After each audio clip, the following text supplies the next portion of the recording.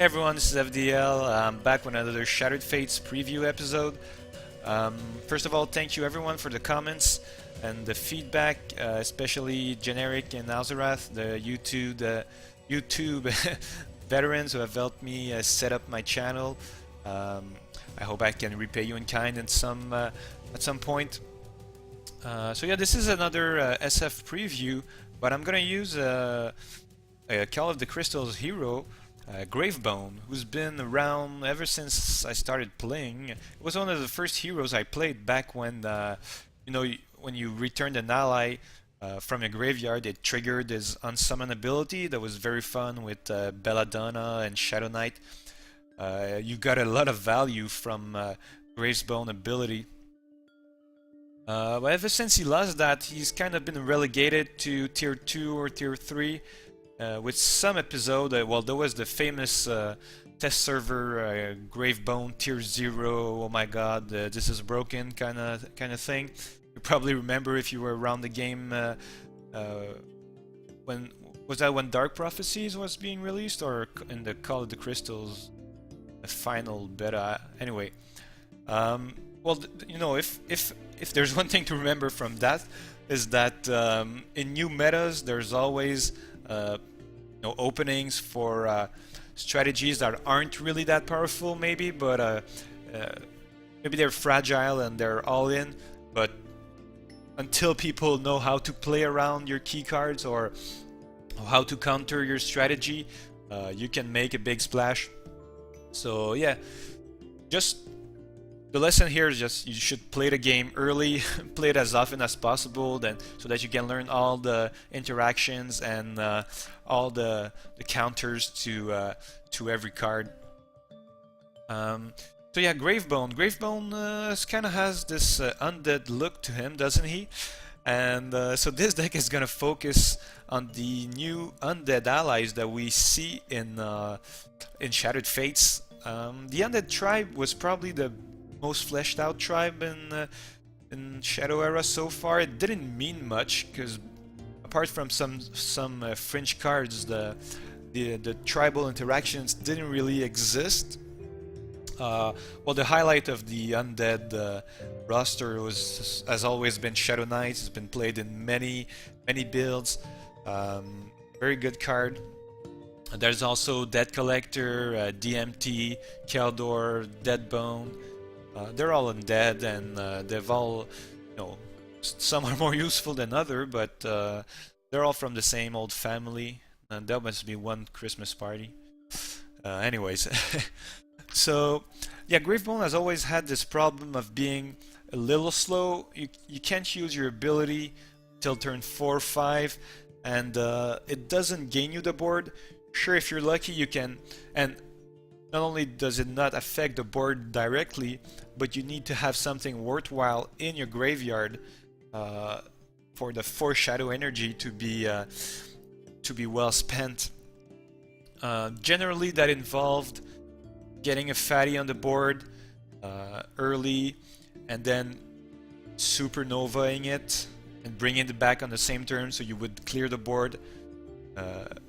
Both your board and your opponent's, but you'd have a fatty in play, most likely a Plasma Behemoth.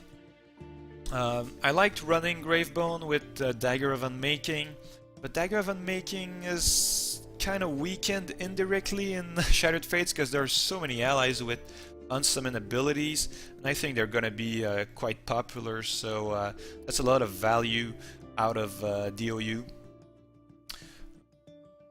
There's Bucks and ETC who's playing mainly. I'm saying mainly here, but it's almost only Gravebone, and he's had some very successful builds over the years. Most notably a Portal Gravebone. But yeah, I never really managed to play that deck. But this one I kind of like. This is also from Bucks. He's been fiddling with a lot of Gravebone ideas, and so I'll just show you the key card, or maybe the one of the most important cards here. It's Bone Saber. It's a new weapon. It's a 1/4 for 5 that has Ambush. Ambush for 1 isn't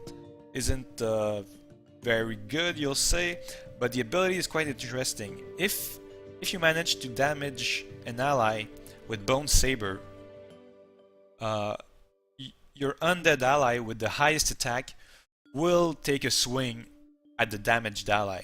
So if I have a Shadow Knight in play and you have, let's say, a Raven, I can cast Bone Saber, attack Raven with it.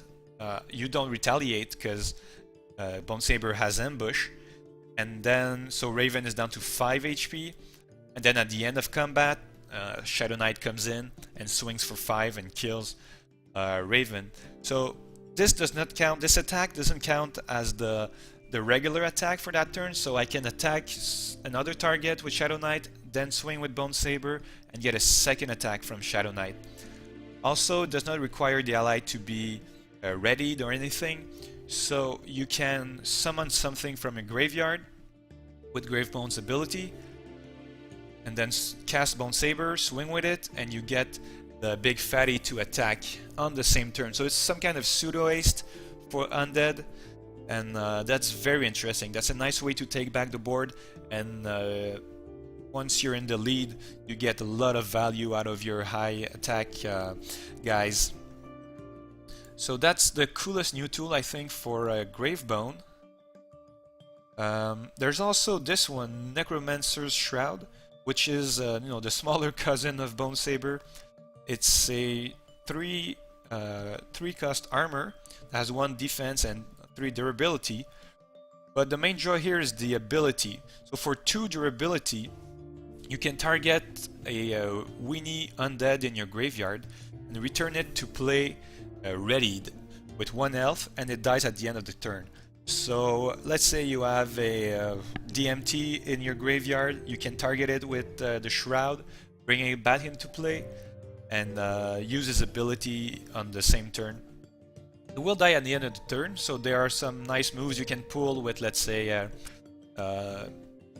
Sacrificial Lamb to get DMT back in your hand and prevent it from dying from the Shroud. This is currently bugged in the test server, so I'm not gonna play Shroud. Another way around the end of turn kill is that if, let's say, you play Shroud, your opponent attacks you, so it takes 1 hit.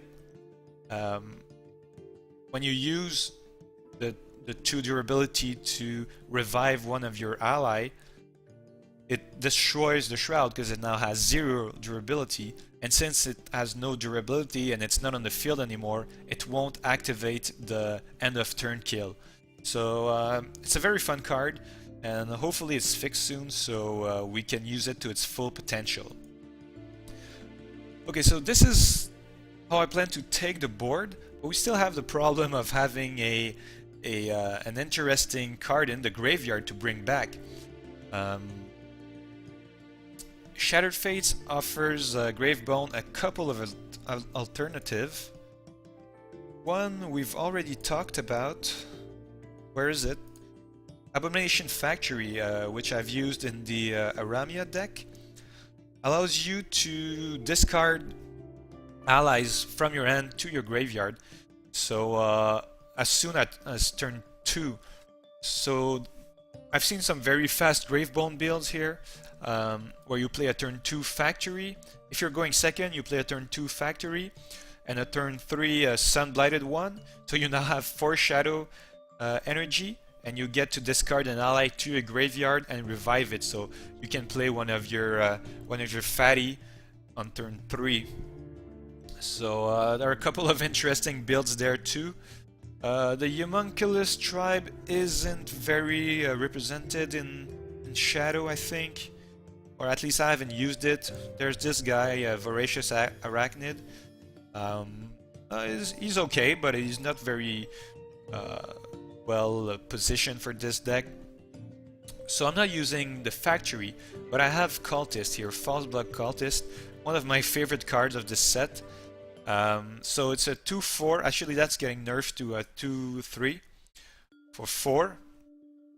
And he has an unsummon ability, so when you play him, you get to discard a card to your graveyard and draw 2 new cards. So you dig a little deeper in your deck and you put something in your graveyard. So it's not exactly draw, but at the same time it's a cantrip. So if you have 2 cards in your hand initially, you play the cultist, discard the other card, and you still have 2 hands after 2 cards in your hand after that.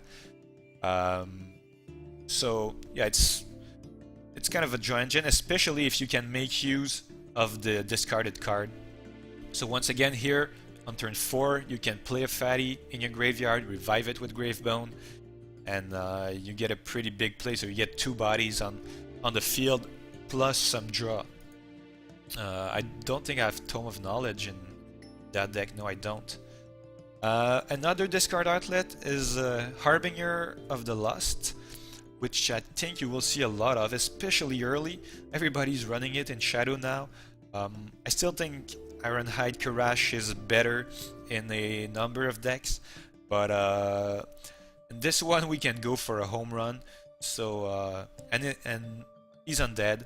The cultist was an undead. I think is the only non-undead in the deck. Oh no, there's Grimghast too. We'll get to him later. So Harbinger, yeah, when he comes in, both player discard a card from the top of their deck to their graveyard. If any one of those cards was an ally, Harbinger gets +1/+1, so it can come in as a 2/4. Since you know usually half of a deck is made up of allies, you get a 75% chance of getting a 2/4 for 2, which is very good. On top of that, you get a chance of discarding a fatty in your graveyard. So that's another discard outlet. And finally, there's this guy, which I also like very much. Corpse Hurler, which is also undead. It's a 2/6 for 4, so that's quite beefy, and it's pretty interesting for a control type of deck. He has a free ability, it's activated, so if Hurler is disabled you can't use it, but it's free anyway. It's free otherwise, rather. So it requires you to discard an undead ally from your hand to your graveyard, and then you can deal 3 damage to a hero or an opposing ally. So once again, you get kind of a free special delivery. You can turn actually you can turn any card into a special delivery. That doesn't sound so good when you say it like that, but if you can combo it with Gravebone, Resurrection, plus the fact that you have 2 damage on the board, and then you can deal 3 damage, so you can deal with a fair number of ally with just Hurler. So just losing a card for 3 damage can be worth it often. Okay, so that's it for discard outlets. So what do you want in your graveyard? You've seen Shadow Knight, you know him, a 5/4 that takes the top ally from your graveyard back into your hand. He's mainly here for the 5 attack. The recursion loop can be nice. It's always it's always an option, and it troubles some builds, so that's nice. But it's the 5 attack that's really interesting here. But the new kid on the block is Decrepit. Decrepit is a 5/5 for 7. So 5/5 for 7 isn't exactly stellar stats until you realize that Decrepit cannot be frozen or disabled. He can still be crippled by things like Crippling Blow or Raven, but no disables from Ankle Breaker or Lararian Seductress. Plus, on top of that, whenever he's dealt damage, you mill the top card of your deck into your graveyard, and the damage is reduced by 2. So it's very tanky, and I think you can see that if you can get him into play on turns 3 or 4, it can be very hard to deal with for heroes or decks that rely on either combat or direct damage. He'll also survive supernovas, so you can clear your opponent's board while keeping a presence and possibly reviving someone else. So yeah, you'll see him in, I think, pretty much every Gravebone deck from here on out. His other friend is Infernus, Tyrant of the Dam, a 6/6 for 6, has Steadfast, which is another great counter to retreat and bounce effect, or a pretty good counter against Gravebone. So this guy has Steadfast, and he also increases the fire damage to opposing allies by 1, so that's a very interesting guy too. If you're going all in the kind of factory to Sunblighted 1 to with Fatty on turn 4 or turn 3, you might want to get some Tyrants, some Decrats, and some Colossus. But he's not undead, so he doesn't work with Corpse Swirler. And yeah, I want to highlight the Undead guys in this one, so he's out for now. But he's definitely an option. Yeah, so that's the main heart of the deck. I think you've seen pretty much everything. Well, I'm playing Fireball because it's it's such a good card. You could play Consuming Fear once again, or maybe Lightning Strikes in this one, but yeah, for now I have Fireball in there. Supernova, it's still a good play to clear your opponent's board and then revive a fatty. Yeah, there aren't a lot of plays that offer that much value, so always interesting. 4 Sack Lamps, so those are my main draw cards, with Shadow Knight and False Blood Cultist being kind of pseudo draw, but Gravebone, as I think he runs well on a low amount of draw, because his ability is kind of also a you kind of draw a card from your graveyard. So yeah, he can run on low draw power, and Sack Lamp is very useful because if you have conflicted, let's say you have a Shadow Knight and a Decrat on the field, and one of them is crippled, it's possible that Bone Saber won't trigger because I hope I get this right, but if you have 2 allies on the field with the same attack, Bone Saber will prioritize the ally that was last played, so the newest ally on the field will get to swing in after a Bone Saber attack. So if I play a Shadow Knight and then I play Decrat and you cripple Decrat, then my Bone Sabers are worthless afterward. So I need ways to get rid of those crippled allies. Plus it once again puts card in my graveyard and in my hand, so that's all good. Yeah, I also have some attachment hate just because flipping effects are are really bad for this deck. So this is the new and improved Severtise, Shriek of Revulsion.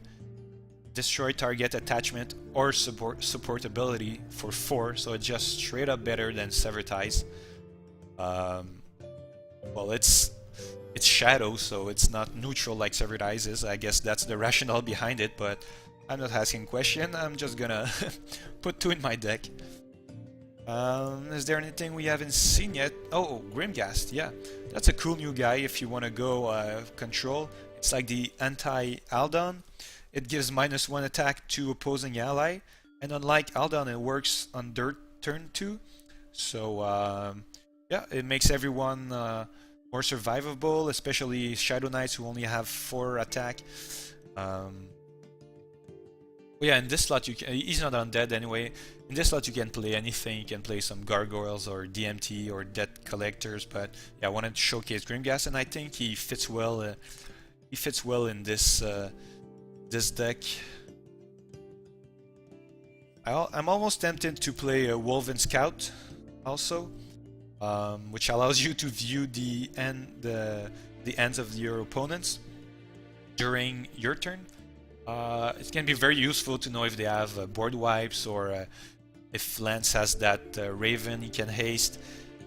You always make your plays assuming that your opponent has his best play in hand, but knowing what your opponent's holding is very interesting. I didn't think I would like it as much as I do, but I really like this guy, and especially in Meltdown, I think it's gonna be a very key card. Where you don't even know what you're drawing, so you have absolutely no idea what your opponent is doing. So, you know, I play tracking gear in all my Meltdown decks every time I can. So I definitely play Wolf and Scout there. But I think even in Constructed, he's gonna play some nice playtime. He's gonna see some nice playtime. Yeah. So that's it for Gravebone. Okay, yeah, one last thing on Bone Saber. Just like I explained that when Necromancer's Shroud is not on the board, the end of turn kill doesn't happen. Well, here, if you use the final durability of Bone Saber, you get ambush because that's built in. But since the attack happens at the end of combat, and Bone Saber is destroyed when you use his last durability, well, you don't get to the free attack from your highest undead ally on the last durability. So that's always something to keep in mind, and something I always forget. And that's why you need to play as much as possible until this thing hits, so that you don't do mistakes like that. Okay, so now I'll go get a game and showcase this deck. See you later.